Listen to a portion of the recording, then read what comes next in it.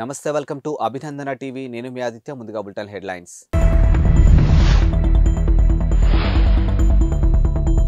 అమెరికాలో తీవ్ర మంచు తుపాను 2000 విమానాలు రద్దు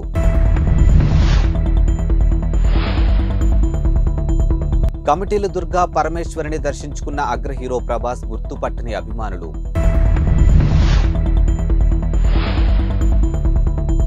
హౌతీలపై అరవీర భయంకరంగా విరుచుకుపడిన అమెరికా బ్రిటన్ అగ్రరాజ్యం అమెరికాపై తీవ్ర మంచు తుపాను పంజా విసిరింది. ఈ శీతాకాలపు తుపాను ప్రభావంతో పలు రాష్ట్రాల్లో రవాణా కార్యకలాపాలు స్తంభించిపోయాయి.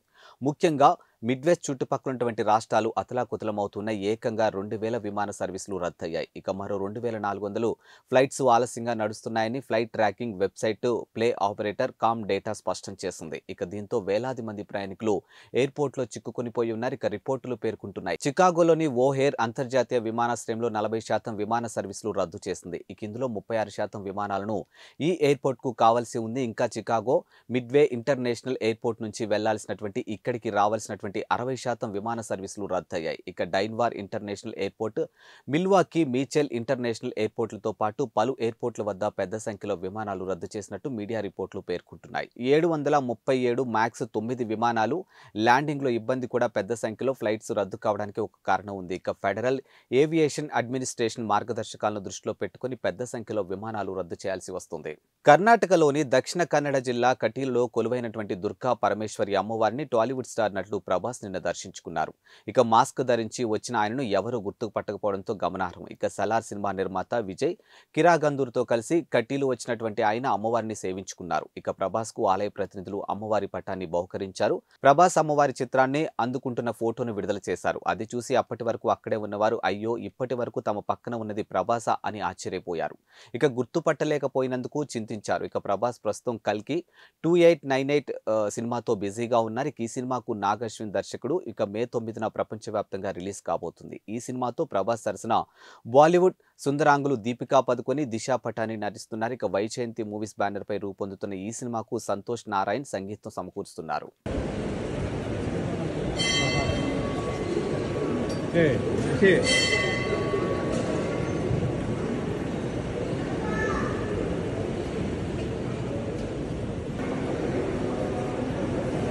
Level.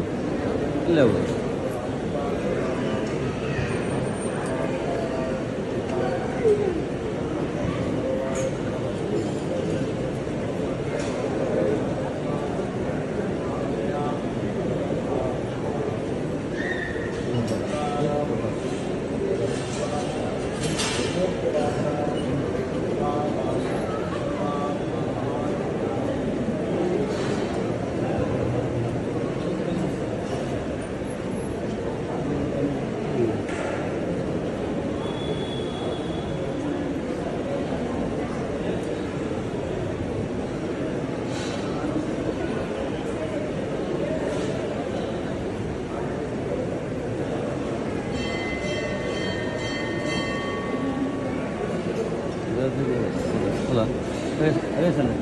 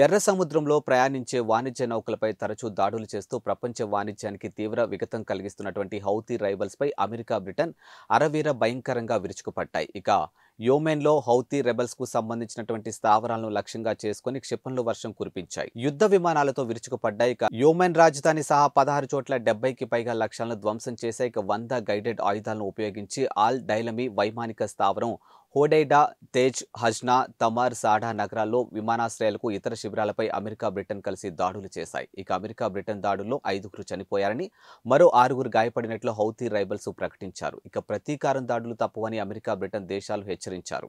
ఆ రెండు దేశాలు పెద్ద తప్పు చేశాయని, గత అనుభవాల నుంచి పాఠాలు నేర్చుకోలేదా అని హౌతీ నాయకుడు మహమ్మద్ హెచ్చరికలు జారీ చేశారు. ఇక ఇజ్రాయెల్ నౌకలపై దాడులు కొనసాగుతాయని హౌతీ మంత్రి హుస్సేన్ అల్ ఎజ్జీ తేల్చి చెప్పారు. 19 ఏళ్ల వయసులో ఎవరికైనా ఉత్సాహం ఉరకలెత్తుతుంది. అడ్డంకుల్ని అమాంతం నలిపివేసే లక్ష్యం వైపు సాగిపోయేందుకు కావలసినటువంటి శక్తి సామర్థ్యాలు ఆ ప్రాయంలో పుష్కలంగా ఉంటాయి.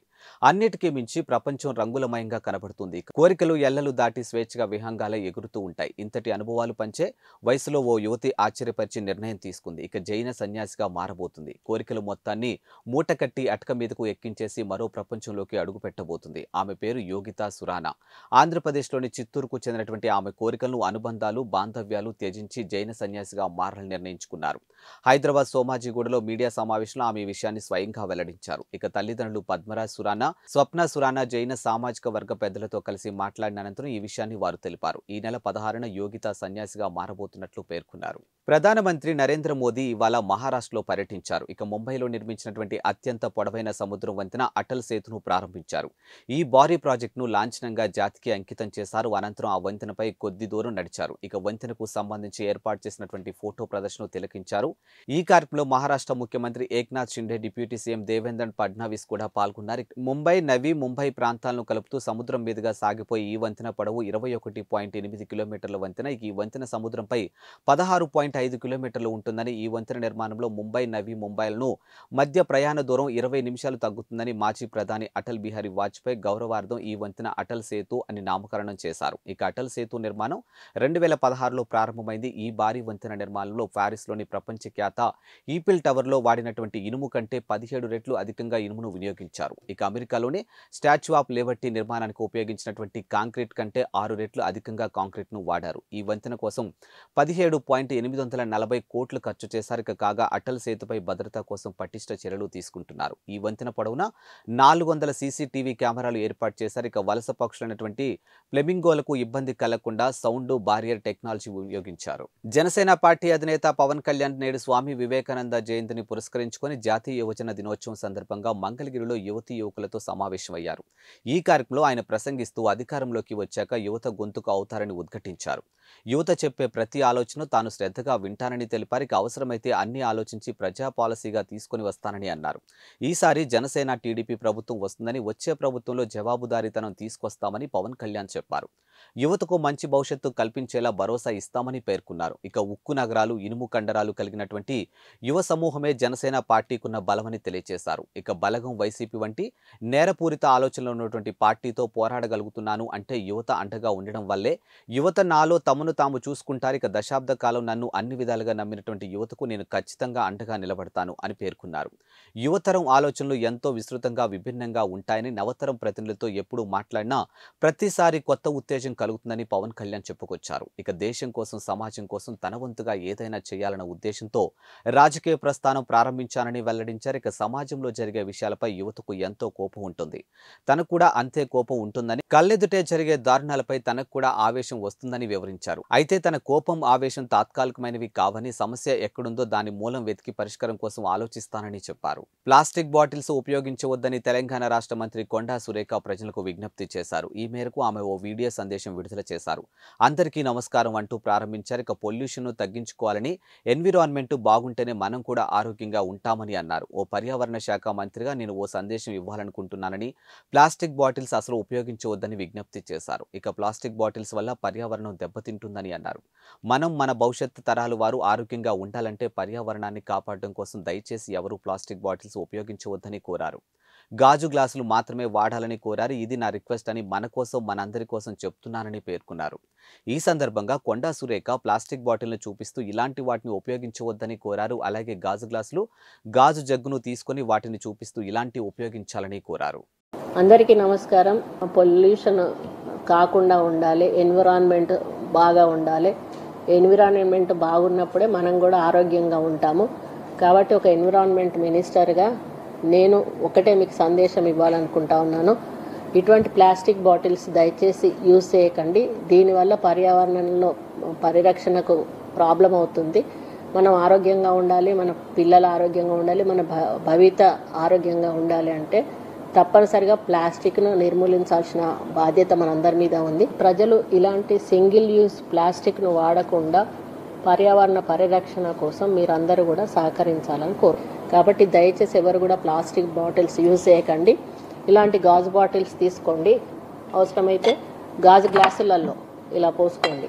అంతే తప్పితే దయచేసి బాటిల్స్ వాడకండి. ఇది నా రిక్వెస్ట్. ఇది మన కోసం, మనందరి కోసం, మన భవిష్యత్తు కోసం అని తెలియజేసుకుంటూ సెలవు. టీఎస్పీఎస్సీ చైర్మన్ సభ్యుల నియామకానికి తెలంగాణ ప్రభుత్వం శుక్రవారం నోటిఫికేషన్ విడుదల చేసింది. ఈ నెల 18వ తేదీలోగా వీటి కోసం దరఖాస్తు చేసుకోవచ్చని నోటిఫికేషన్లోనూ పేర్కొంది. ఇటీవల వరకు టీఎస్పీఎస్సీ చైర్మన్గా ఉన్నటువంటి జనార్దన్ రెడ్డి సభ్యులు ఆర్ సత్యనారాయణ, కారం రవీందర్ రెడ్డి, బండి లింగారెడ్డి రాజీనామా చేశారు. ఈ రాజీనామాలను గవర్నర్ తమిళిసై 2 రోజుల క్రితం ఆమోదించారు. ఈ నేపథ్యంలో తాజాగా కొత్త కమిటీ కోసం నోటిఫికేషన్ విడుదలైంది. కాంగ్రెస్ డిఎన్ఏలోనే హిందుత్వం ఉందని, కానీ హిందుత్వం పేరుతో బీజేపీ భారతదేశాన్ని విడదీయాలని చూస్తుందని టీపీసీసీ ఉపాధ్యక్షుడు మల్లు రవి మండిపడ్డారు. శుక్రవారం ఆయన మీడియాతో మాట్లాడారు. కాంగ్రెస్ ఏ మతానికి వ్యతిరేకం కాదని వివరణ ఇచ్చారు. ఓట్ల కోసం బీజేపీ మత రాజకీయాలకు పాల్పడుతుందని ఆరోపించారు. ఇక మోదీ పాలనలో దేశ ప్రజలు స్వేచ్ఛగా బ్రతికే పరిస్థితి లేదని అన్నారు. ప్రశ్నించిన ప్రతిపక్షాలను కూడా ఈడీ, సీబీఐ పేరుతో అణచివేసే కుట్ర జరుగుతుందని అన్నారు. రాహుల్ గాంధీ న్యాయ జోడో యాత్రపై బీజేపీ నేతల వ్యాఖ్యలను మల్లు రవి ఖండించారు. ఇక బీఆర్ఎస్ పార్టీ కేసీఆర్ కుటుంబం సంక్షేమం, వారి అభివృద్ధి కోసమే పనిచేస్తుందని విమర్శించారు. అందుకే బీఆర్ఎస్ పార్టీని ప్రజలు పక్కన పెట్టారని అన్నారు. ముఖ్యమంత్రి రేవంత్ రెడ్డిపై తెలంగాణ జనసమితి అధ్యక్షుడు ప్రొఫెసర్ కోదండరాం ప్రశంసల వర్షం కురిపించాడు. అదే సమయంలో గత కేసీఆర్ పాలనపై తీవ్ర స్థాయిలోనూ మండిపడ్డారు. హైదరాబాద్లో నిర్వహించినటువంటి మీడియా సమావేశంలో ఆయన మాట్లాడుతూ రేవంత్ రెడ్డి ప్రజలతో కలిసిపోయి పనిచేస్తున్నారని కితాబు ఇచ్చారు. ఢిల్లీలోనూ ఇలా మార్పు రావాలని కోరుకుంటున్నట్లు ఆయన చెప్పారు. ఇక బీఆర్ఎస్ పాలనలో ఆంక్షలు, భయం చూశామని, ఇప్పుడు తల మీద నుంచి భారం తగ్గినట్టుగా ఉందని అన్నారు. ఇప్పుడు ఫోన్లు కూడా స్వేచ్ఛగా మాట్లాడుకోగలుగుతున్నామని అన్నారు. 4వ తేదీ వేతనాలు వచ్చినందుకు ఉద్యోగులు ఆనందం వ్యక్తం చేస్తున్నట్లు తెలిపారు. గత ప్రభుత్వం నిరసన వ్యక్తం చేసినటువంటి వారిపై కేసులు పెట్టిందని ఆగ్రహం వ్యక్తం చేశారు. ఇక నియంతృత్వాన్ని ఓడించాలని తాము పోరాటం చేసి సఫలమయ్యామని అన్నారు. నియంత పోకడలే బీఆర్ఎస్ అధికారం కోల్పోవడానికి ప్రధాన కారణమని పేర్కొన్నారు. ఇక రాజకీయ ఉద్దేశంతో పెట్టిన కేసులను ఎత్తివేయాలని రేవంత్ రెడ్డి ప్రభుత్వానికి ఆయన విజ్ఞప్తి చేశారు. ఇక తెలంగాణ ఏర్పాటు ప్రక్రియని ప్రధాని మోదీ తప్పుపట్టారని, దానిని తాము ఖండిస్తున్నామని అన్నారు. ఇక బయ్యారం ఉక్కు పరిశ్రమపై ఇప్పటి వరకు నిర్ణయం తీసుకోలేదని అన్నారు. ఎన్నికలను దృష్టిలో పెట్టుకుని కాజీపేట రైల్వే వ్యాగన్ ఫ్యాక్టరీకి శంకుస్థాపన చేశారని విమర్శించారు. ఇక విభజన హామీలపై కేంద్రం జాప్యం చేస్తుందని ఆరోపించారు. తెలంగాణపై కేంద్రం నిర్లక్ష్యం వహిస్తుందని, దీనిపై సదస్సు నిర్వహించాలని నిర్ణయించుకున్నామని అన్నారు. ఈ నెల 21న సదస్సు నిర్వహిస్తున్నామని పేర్కొన్నారు. ఇక భద్రాచలం రాములవారి ఆలయానికి భద్రత లేకుండా పోయిందని తెలియజేశారు. ఇవాల్టి బులెటిన్ అప్డేట్స్. మరో బులెటిన్తో మళ్ళీ కలుద్దాం. అంతవరకు సెలవు. నమస్కారం.